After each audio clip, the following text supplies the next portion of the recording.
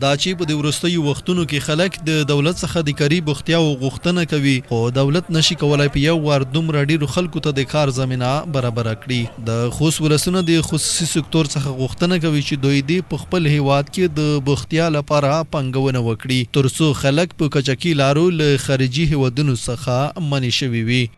باید موږ ډیر در بدر ډیر خاک سره خلک ولا چې ایران ته ولاړم ملګری ولاړم 15 شپې ما په نوحه تیرې کې په غبر سره ملیشي ونیولم 15 پرات 15 شپې به نوحه پورته ما باندې بلوک خیزوال سیمټي خیزوال هغه پوسټر را باندې جوړول بیا هم را خوشي کوسي پیسې به هغه ټول نه نیول ولا لا يخلم رسو ډیر زحمتونه می تیر کو ډیر تکلیفونه می تیر کو پاکستان ته تللی وم حالات می ټول کاروبار ختم سو اوس علي راغلم ولکه د دې تلې وس لرم چې زه جوړه کم اتیا قسم د دې بټانې خراب ته کړ 10 روپو وس لرم ورکې د راته برابر کې دلته مخته ورکې د راته برابر کې یو کار کې وکړو یو کاروبار کې وکړو مخ ډیر در بدر یو مکه د ملګرو دا غوښتنه ده. په افغانستان کې مصرف کې فابریکې جوړې کې باید غریبانو ته کارونه کې برابر سي ټول خلکو ته کاروبار کې برابر سي هغه که د هر څه فابریکای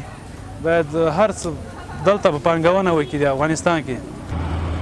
بلخوا بیا خوست کې د باور خصوصي شرکت مسؤلین چې په دغه شرکت کې یې 25 میلیونه پانګونه کړې وایي په یاد شرکت کې به شاوخوا 4,000 کورنیو ته په مختلفو برخو کې د کار کولو کاري فرصتونه برابر کړي چې په دې سره د بیکارۍ کچه ټیټه او په حکومتي ادارو به بوج هم کم شوی وي.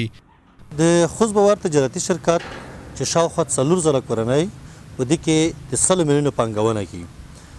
دغه پانګوالو ته به د دې کاري زمینه د خپل پیسو ګټه چې دلته اکاونټونه جوړیږي په میاشتني یا په روبوار او یا هم په کلني ډول دلته حساب کېږي دوی ته اکاونټو ته انتقالیږي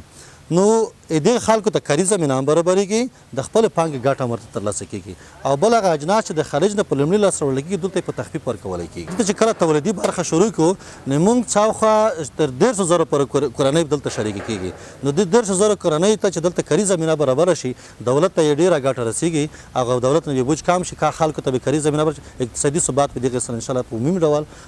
ثبات عمومي. پاتې د نوي چې په یاد شرکت کې تر اوسه 25 میلیونه پانګونه شوي چې د خلکو لپاره به د کار زمینه د پانګې ساتنه او په روبوار شکل هرې کورنۍ ته د پانګې لیږد شامل دی. دغه شرکت پلان لري چې راتلونکي کې د بیکاره کسانو لپاره یو شمېر فابریکې فعال کړي څو خلکو ته کاري بوختیا برابره کړي.